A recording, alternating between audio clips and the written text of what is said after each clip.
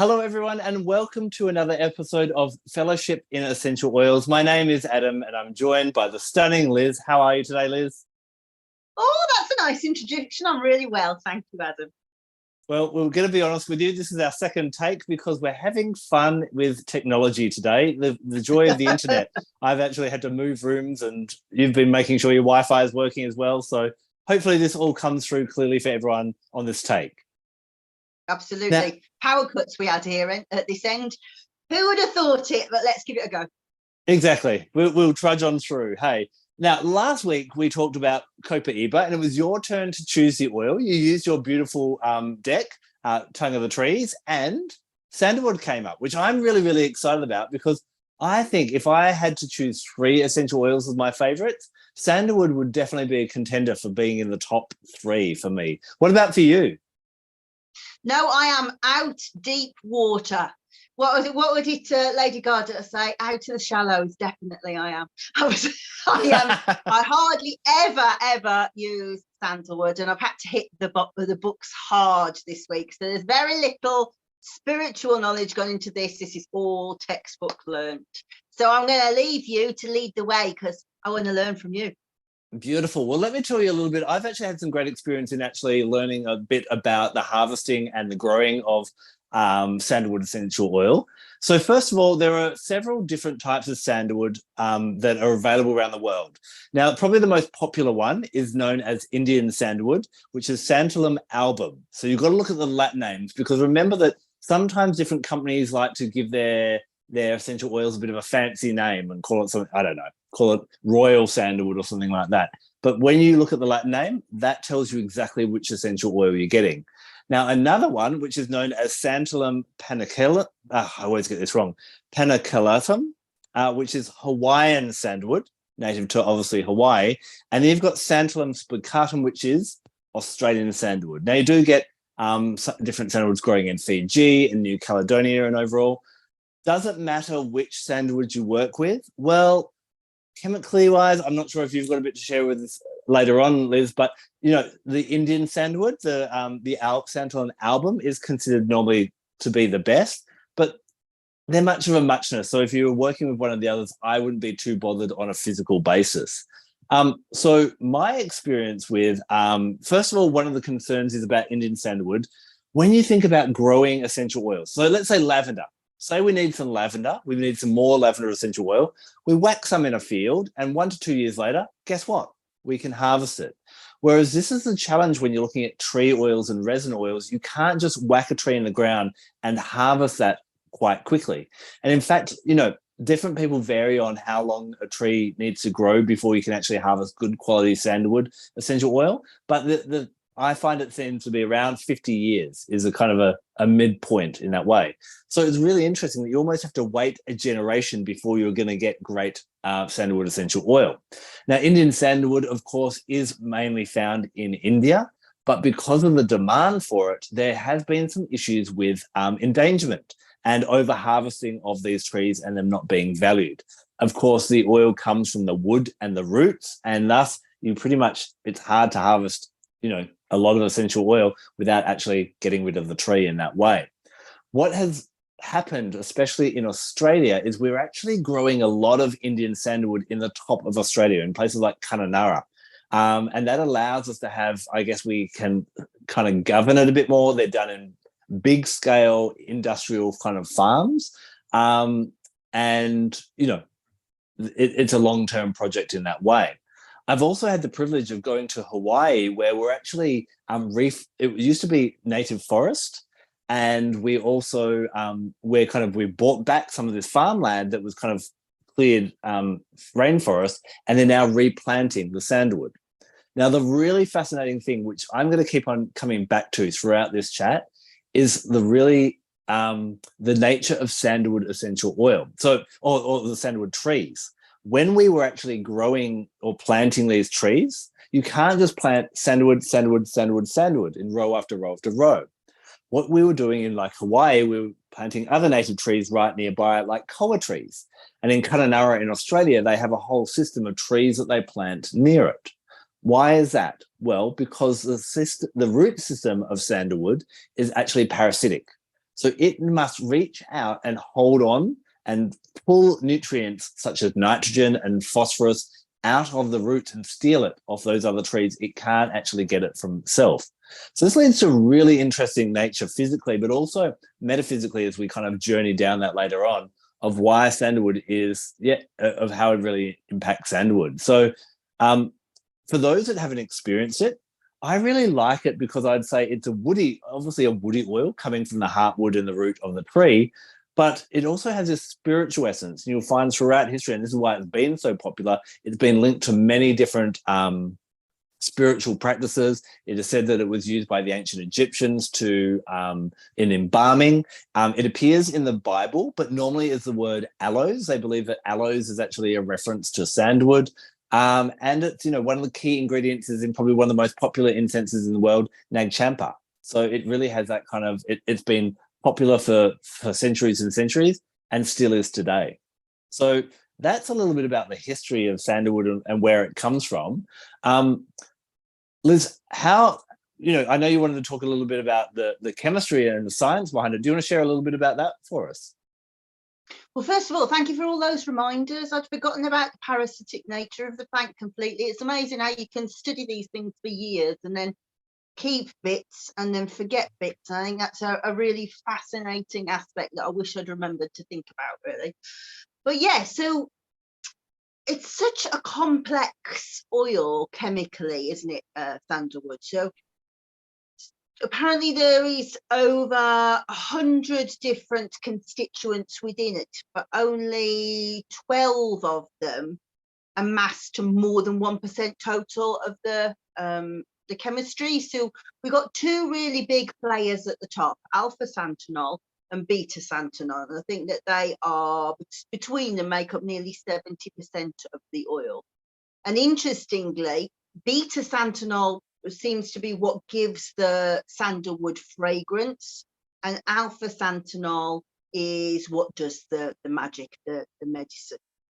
And I got sort of 5 different avenues to go around, but I'm going to start with the thing that kind of, I found this fact and then I was like, oh dear, I'm not going to do any more work this week because I'm going to go down this hole. I can feel it coming a mile off.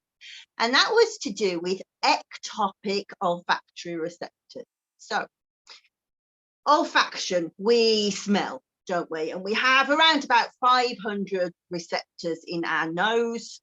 And really from that, we are believed to be able to, or sorry, I should say 500 different types. There's about 100,000.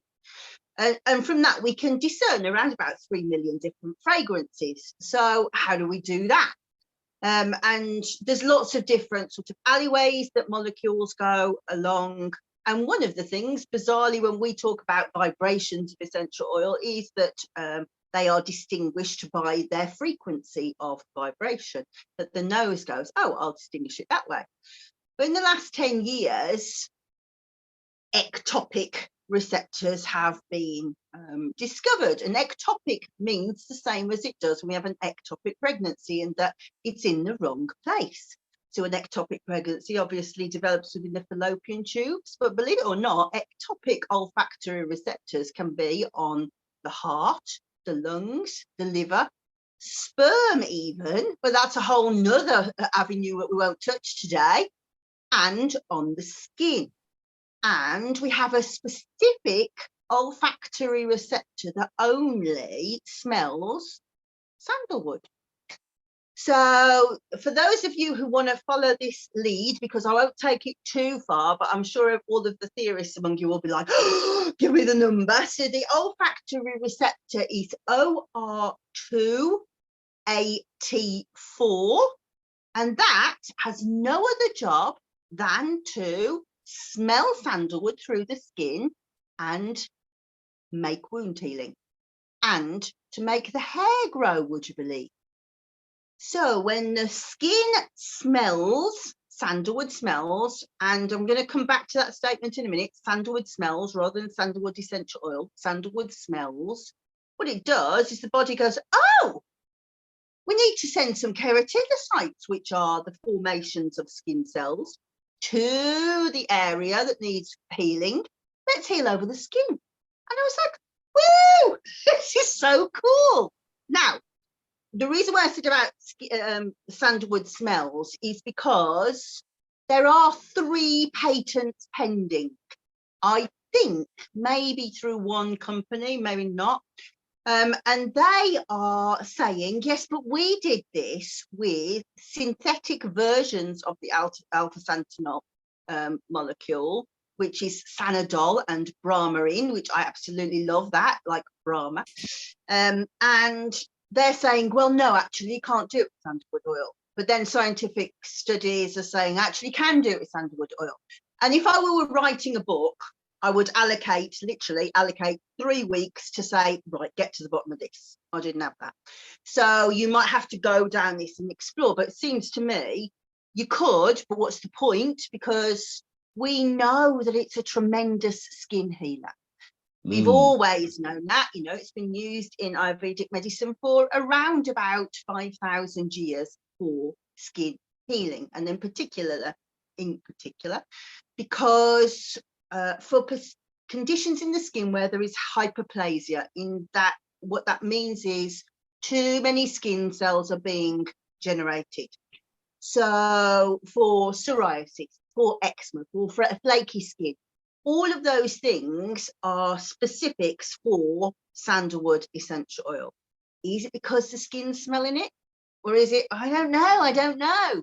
It's too difficult to tell. What I can tell you is that these receptors on the skin are about 1,000 times weaker than smelling ourselves. So, so what I would say is, if it were me, I would be going, I'm going to make an ointment. I'm also going to smell the oil. And then I'm just going to go, how quickly that's healed, how quickly that's healed. And not really get into the whole sort of mechanics of it. It's just really interesting to know. And we do, and we've got lots of other sort of different avenues that it goes down in terms of dopamine receptors, serotonin receptors. And so we can see how this would have this tremendous soothing effect, not only on the skin, but also on the central nervous system for anxiety, thought, for all of those different things. So yeah, really fascinating. Had you come across the receptors before, Adam? No, I hadn't. So it kind of, as you were speaking, I was thinking about the idea of, so would just diffusing sandalwood essential oil have an impact on the skin? And I guess the answer is, at the moment, we don't quite know, but possibly. Well, possibly, I think the answer. So so I can give you like rough approximations.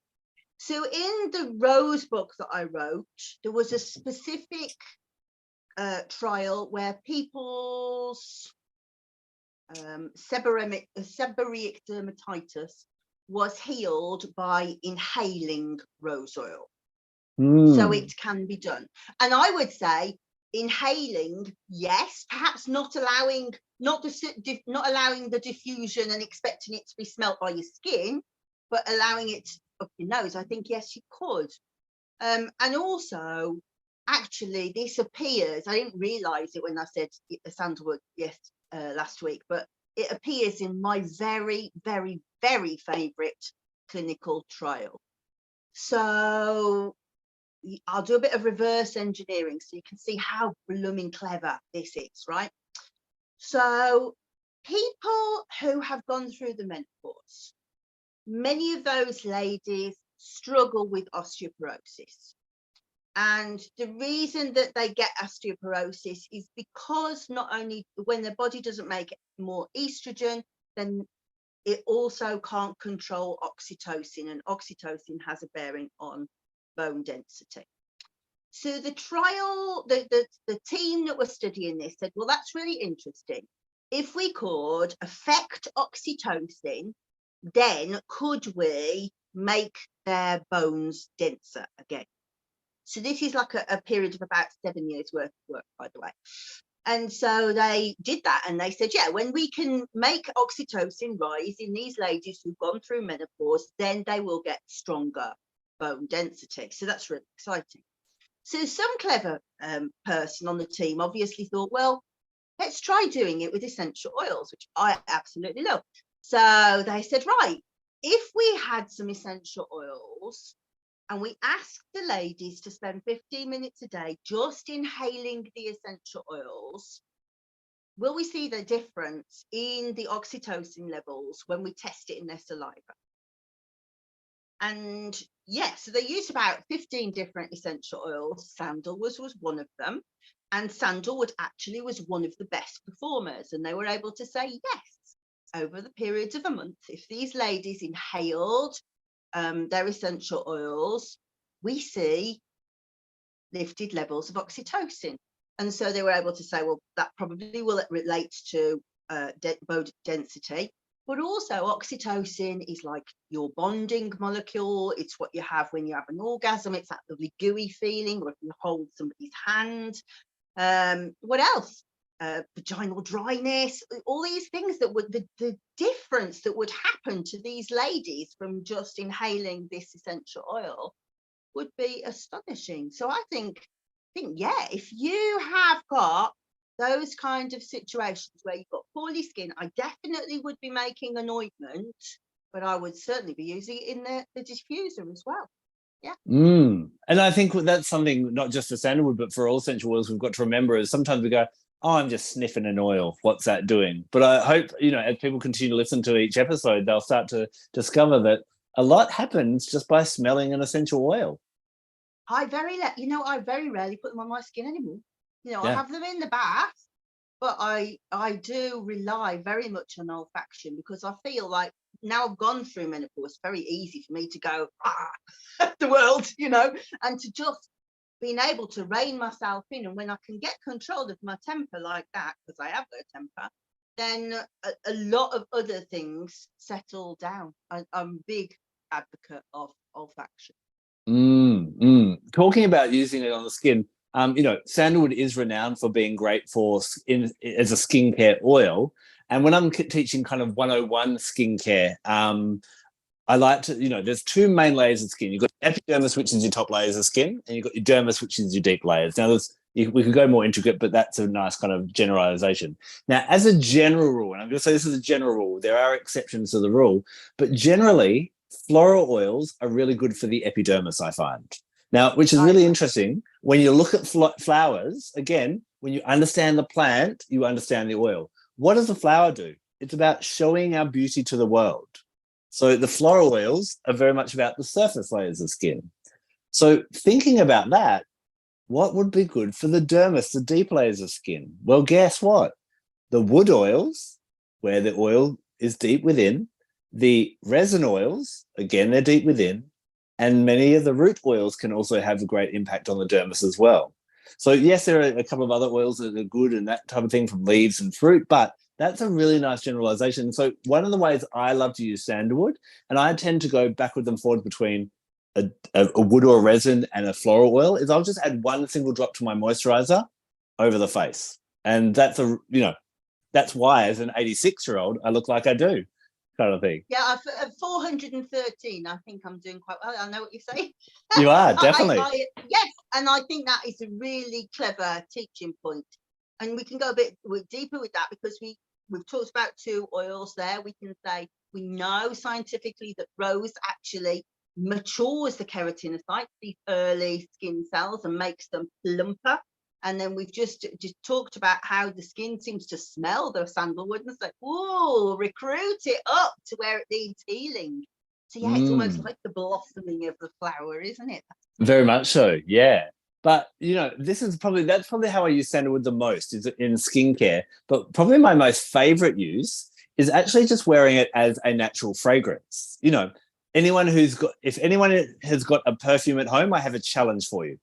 I want you to try and find the ingredients. It won't be on the bottle. It won't be on the box. It won't be on the website. In fact, where I have been able to find some ingredients of some of the, the more better known perfumes, they'll advertise it as being, scents of mimosa and lily of the valley. And when you actually get the ingredients, there's none of that plant in there. There's, synthetically made, like we're talking about, they can synthetically make essential oils and it's cheaper, because you don't have to grow it, you just make it in a lab. And there'll be alcohols and parts of animals, even horse urine and whale vomit are in there. So you don't want to be using perfumes. You want to switch to natural fragrances, and sandalwood is a great one. Now, there's a little bit of research and a little bit, I wouldn't kind of put my last dollar behind it, but that santinol, alpha santinol, has a very similar structure to a human pheromone called androstone, which is about attraction. So it is believed that when you wear sandalwood, it actually makes you more attractive. It mimics pheromones in our body. So, which is really interesting, which I'm going to take us on a bit of a full circle now. Remember, we're talking about what does sandalwood do as a tree? It reaches out to others because it needs it. So if we look at the emotional aspects of where sandalwood can be really, really beautiful, what sandalwood I find helps is it helps us to, it's really good for people that tend to be lone wolves, who tend to go, no, I got this all by myself. And, at the same time, sandalwood is used by some people in emotional healing for codependency. So sandalwood is a really, really great one for helping you to go, I need to reach out to those that will help me. I need to surround myself with people that will support me and help me to grow, because that's what exactly sandalwood does. Now, we probably don't want to be parasitic to those people and drain the life out of them, but, there's still that kind of lesson of you need to reach out. In order to survive, you must be part of the ecosystem. The other emotional healing thing it's used for is loss of faith. And what I love about sandalwood is it has this kind of dichotomy between earthliness and heavenliness. It's a very spiritual oil, and it's very grounding oil. And I think it works really nicely with helping us to feel grounded, but feel connected to spirit at the same time. And this is where I love to work with sandalwood, especially on the third eye chakra, because I feel the third eye chakra works as a really nice bridge between the crown chakra that obviously brings down that spiritual knowledge.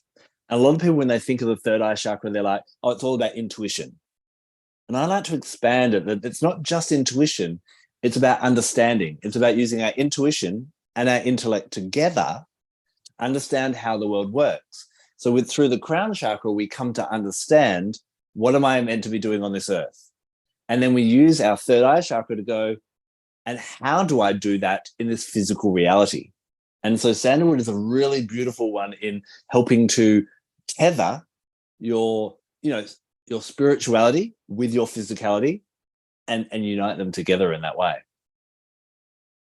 So clever. I can give you the science behind that. Fire away, please do. So there's sort of three main receptors that we know interact with alpha santinol. And one of them, I'm going to use my book because I want to get this exactly as I've written it down.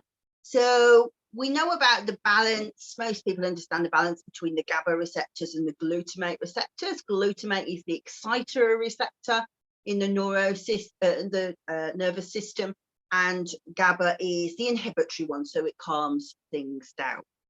So alpha santinol has an action on, I'm going to read it out as it's supposed to be, glutamate receptor delta 2. Now, that is expressed in very certain kinds of cells. And for those of you that are sitting with your pen, I'm going to spell it out. These cells are called Purkinje cells. So Purkinje.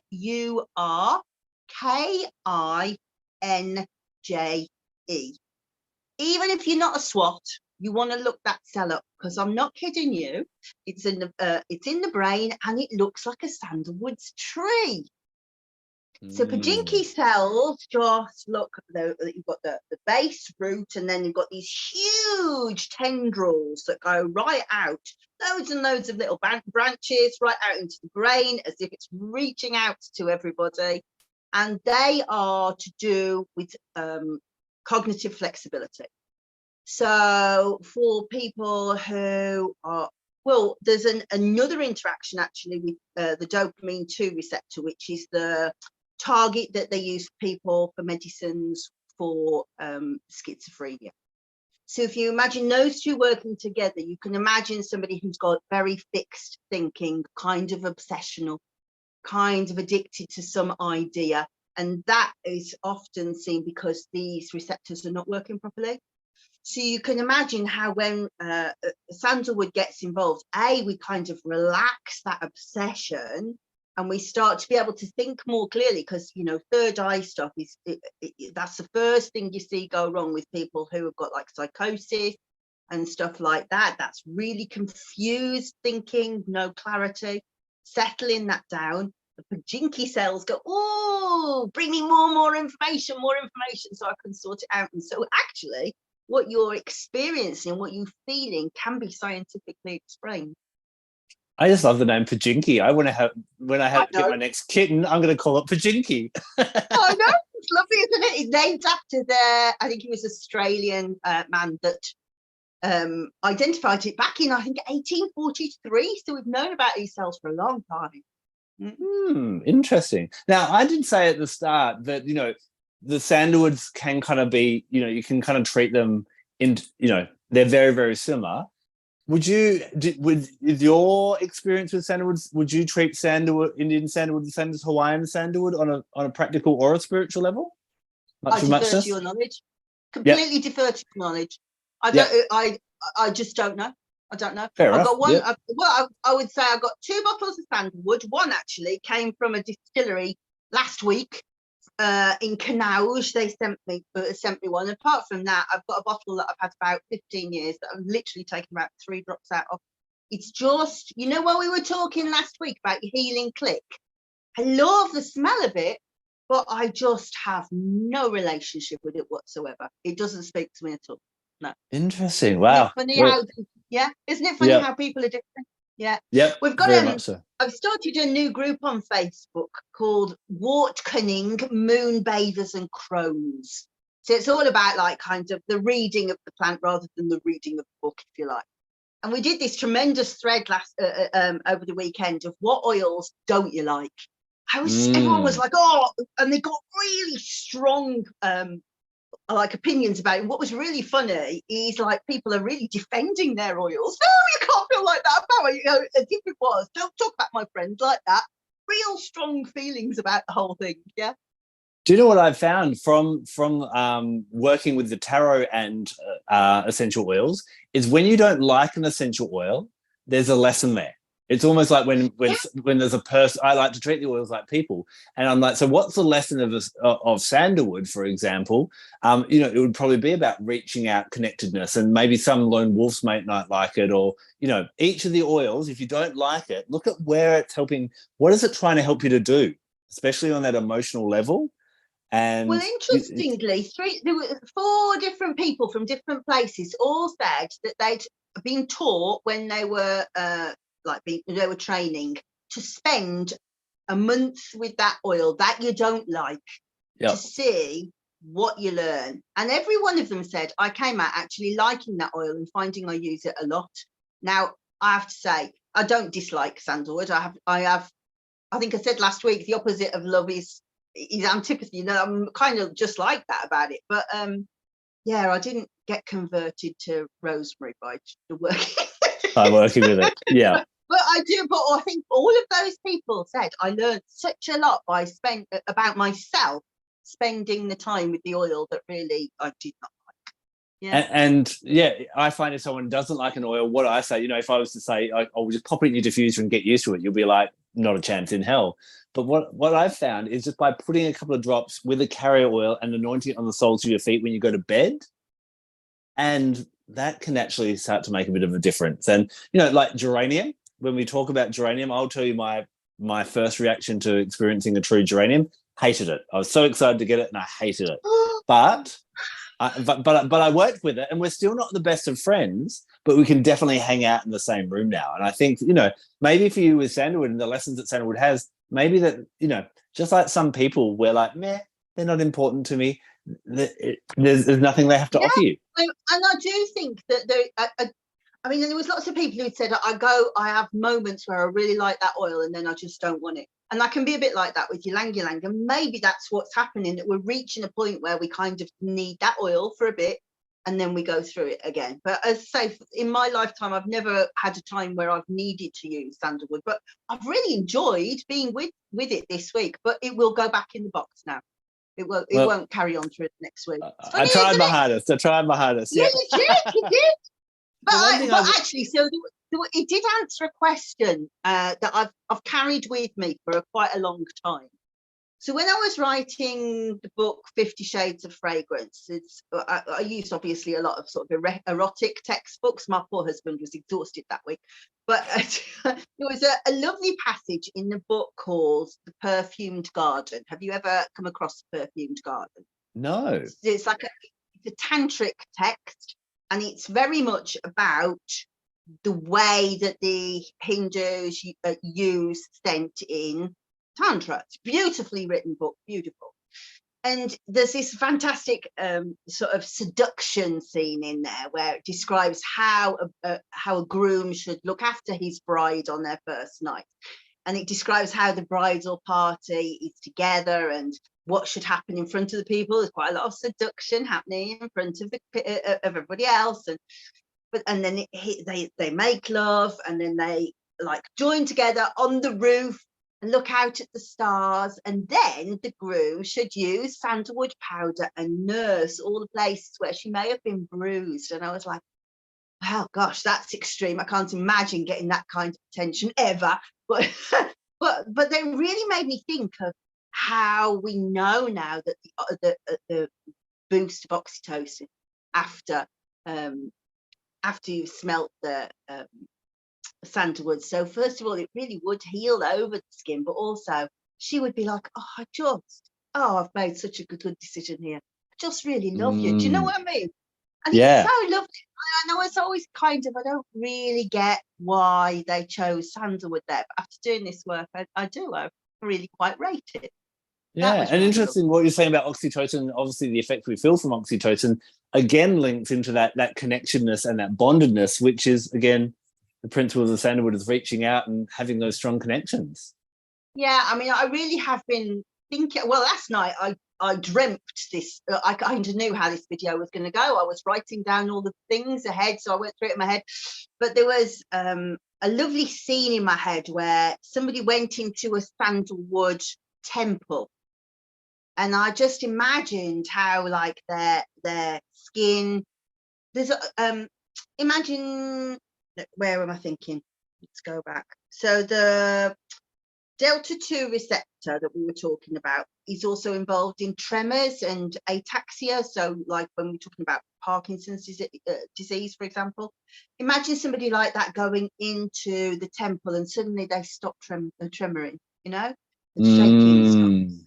Yeah, wow. And can you, if you're surrounded by a temple made of sandalwood, can your skin feel, can you feel because the sensor's in the hair follicles, so can you feel that the skin stands up on end? You could see how they would think they've been touched by a goddess. Yeah, very much so. That these lovely effects that we lost, we don't know these things anymore. So to be able to see these things and just kind of think about how they might be connected in not just a religious, spiritual sense, but a religious sense, I think is quite fulfilling. Yeah, very much so. Very much so. Now, one thing I did want to add as we kind of come to the end of this episode is, when it comes to what I have found where the different sandalwoods do separate a little bit is in their spiritual aspect. I find Hawaiian sandalwood, which is sometimes referred to as iliahi, which is actually the Hawaiian word for the tree. Iliahi has a more feminine, is probably the most yin of the sandalwoods. I find Indian sandalwood to be a lot more yang. It has a bit more...